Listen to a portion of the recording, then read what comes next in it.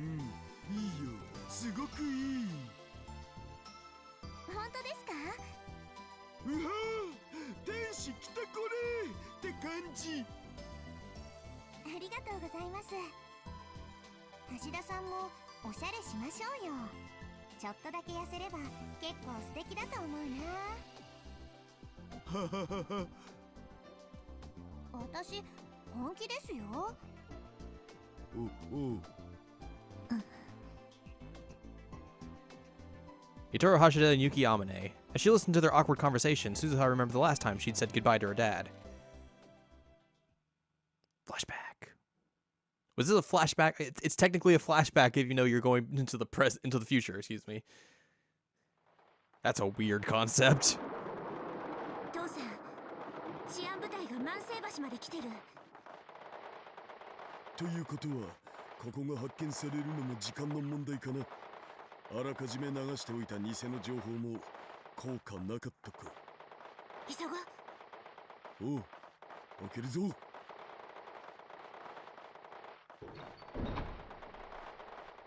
ごい。こんなところに扉があったなんて。これなら誰にも見つからないね。さあ、中へ。I wonder why Mayuri is with them.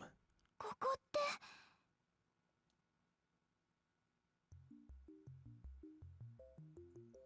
And who is that other girl? The room was totally bare and covered from top to bottom in soundproofing materials. Not only were there no windows, there wasn't even a door to the hallway. The building they were in was once a symbol of old Akihabara, before it was instantly entirely destroyed by an air raid during the last days of the Third World War. Only a few people knew about the secret room inside it. The biggest reason it was a secret was a silhouette of what looked like a satellite sitting in the corner. これタイムマシンだよね。これがタイムマシン？かがり、危ないからあんまり近づくな。Suzuha spoke to the little girl clutching Mayuri's hand. Most of the children in this area had skin inflammation somewhere on their body from all the radioactive rain, but she didn't. Christ. Her name was Kagare Ishina. Her registration form said she was 10 years old, but no one knew it was true. If it was true, she was an orphan who had lost her parents in the Tokyo air raids when she was a baby, and nobody even knew her birthday. The name Kagare had been given to her by Mayuri, who was working at the child welfare center that had taken her in. She took it from the word Kagaribi, meaning bonfire, and hoped that she could be a light even in these dark days. It had been 4 years since Mayuri had adopted her, and her name on the registration form had become Kagare Shina.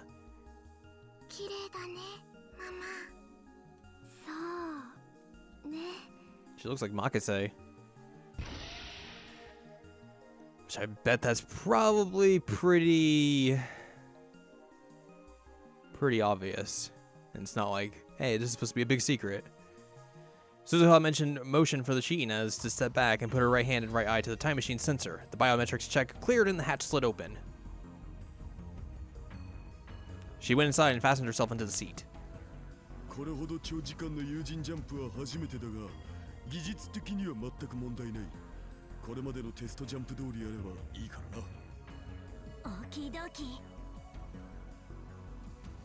Suzuha began to flip switches, working her way through the startup procedure. She'd practiced it hundreds of times in preparation for this day. The faint rumble from the machine began to get louder.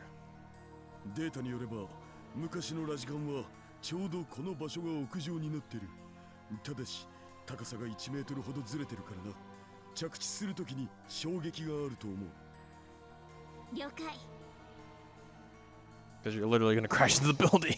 The time machine could move through time, but not space. To arrive at the radio building more than 60 years in the past, she needed to launch from right here. トラブルが起きても冷静にな。トレーニングを思い出せばいい。大丈夫だよ。私は父さんのマシンを信じてるから。Her words might have meant a lot to him because he stuck out his lips towards her. She squished them back with her hand. 気持ち悪い。悲しいな。鈴葉は父さんが嫌いかい。父さんがやるとなんか下心があるみたいだから。いくらなんでも娘相手に下心なんてねえよ。最近母さんに似てきたハスハスとか言ってたのはどこの誰？ Her mother wasn't here. She'd become a victim of the war, brutally killed by the peacekeeping squads. 冗談を真に受けないでくれたまえ。なんだ、冗談だったの？ Suzuha's voice sounded kind of disappointed. She set the destination for August 13th, 1975. Her first mission was there. これでよし。それじゃあ父さん、マユ姉さん。 She was about to say her goodbyes, but then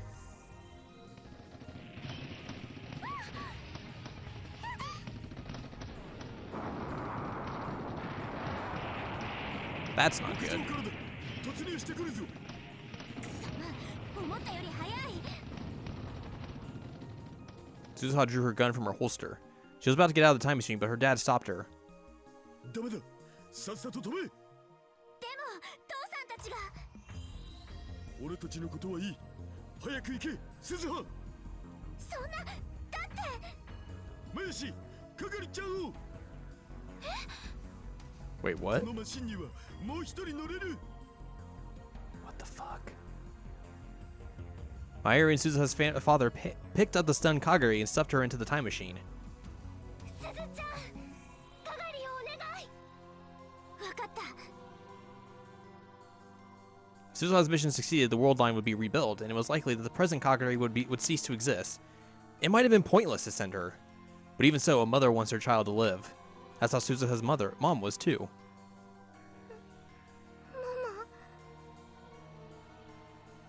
Kagari finally seemed to understand what was going on. She called out to her mom. やだよ。大丈夫だよ。係ちゃん。すずちゃんが一緒だから。ね。ダメ。ママも一緒じゃなきゃダメ。過去へ行けば昔のママがいるよ。今よりずーっと若くて。係ちゃん、びっくりするだろうな。 Mayuri handed Kagari a tiny keychain. It looked old. It may have been in brightly colored green ones, but now it's completely faded. ママがずっと大切にしてきたウーパのキーホルダーだよ。係ちゃんにあげる。大事にしてね。 Once it was pressed firmly into Kagari's hand, she stepped back, Mayuri smiling, but weeping at the same time. いや、行きたくない。ママと一緒にいる。ママ、ダメ。係、おとなしくしてなさい。 Kagari fell silent immediately. Even Suzuha had never heard Mayuri use that tone of voice. That's how harshly she scolded her daughter.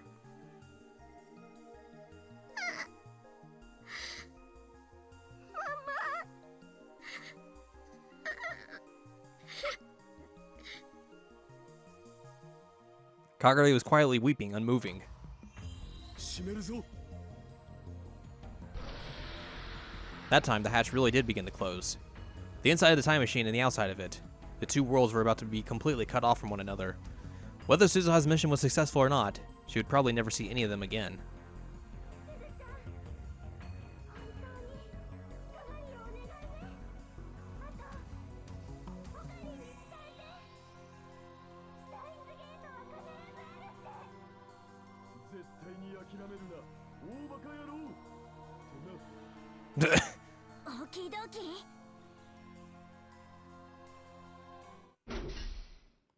And then the door was sealed shut, and Mayuri and Itaro's voices disappeared along with the chaos outside.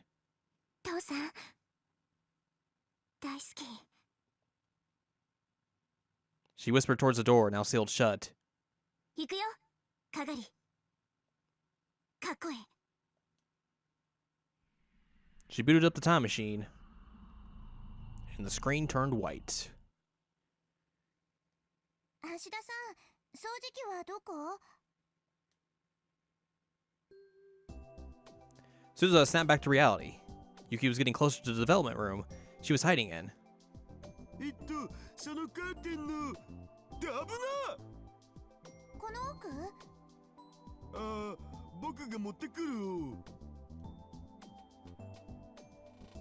Yutaro motioned for her to stop and then quickly slid into the room. As he reached down to pick up the vacuum off the floor, his gaze locked with Suzuha's as she hid under the desk. バレないようにしてよ、父さん。オキドキ。ありましたか、掃除機。あ、うん。 Evidently, Yuki was trying to be nice by cleaning up. The place was pretty messy right now. Knowing Yuki's personality, Suzuha could imagine she'd want to clean it. Yutaro grabbed what looked like a vacuum cleaner off the floor and left the development room. 何ですか、それ。未来ガジェット5号機。分解すれば普通の掃除機として使えるはず。お掃除するための掃除機なのに、分解したらかえって散らかすことになりません？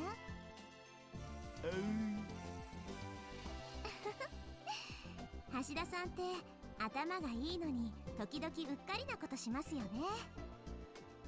そうかな。でもそういう人の方が私好きだな。なんだと。 Yutaro started to panic again and Suzuha sighed. ただ生活については見直した方がいいと思うんです。お部屋の掃除はできれば毎日した方がいいですよ。ここ特にホコリっぽいですし。それだけじゃありません。食事のこともそうです。今日もカップ麺だったんでしょ。なんで知ってるん？お台所に食べ残したまま放置されてます。なるほど。それにお菓子もこんなにたくさん。食べ過ぎだっていつも言ってるのに。一応気をつけてはいるのだぜ。Sure. 一応じゃダメです。あんまりカップ麺やお菓子ばかり食べてると病気になっちゃいますよ。あと少しは運動すること。Like mother, like daughter. Yuki Amane was saying the exact same thing that Suzuha had just said. They really were mother and child, perhaps. Suzuha was just beginning to feel a little homesick when she sensed another visitor approaching.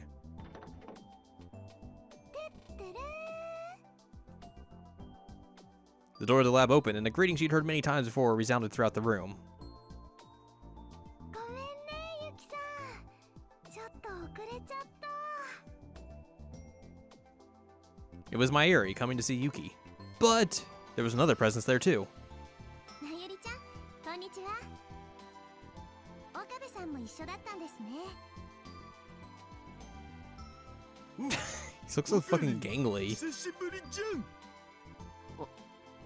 ああ、久しぶり。 When she heard his voice, Suzuha ground her teeth a little.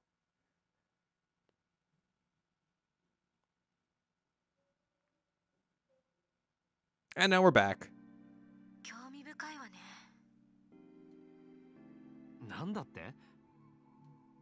聞こえなかった？興味深いと言ったの？まさか行きたいとか言い出すんじゃないだろうな。ぜひお願い。話すべきじゃなかったな。 I was standing in the middle of Ikebukuro with a smartphone in one hand, staring up the sky. I've been trying to talk to Amadeus Kirisu as much as possible lately. Sometimes I would contact her, and sometimes Kirisu would contact me. It didn't feel any different than having a friend who lived in the real world. Talking on a smartphone in a crowded place like this was a little embarrassing, but I told myself that compared to the things I used to do, it was nothing.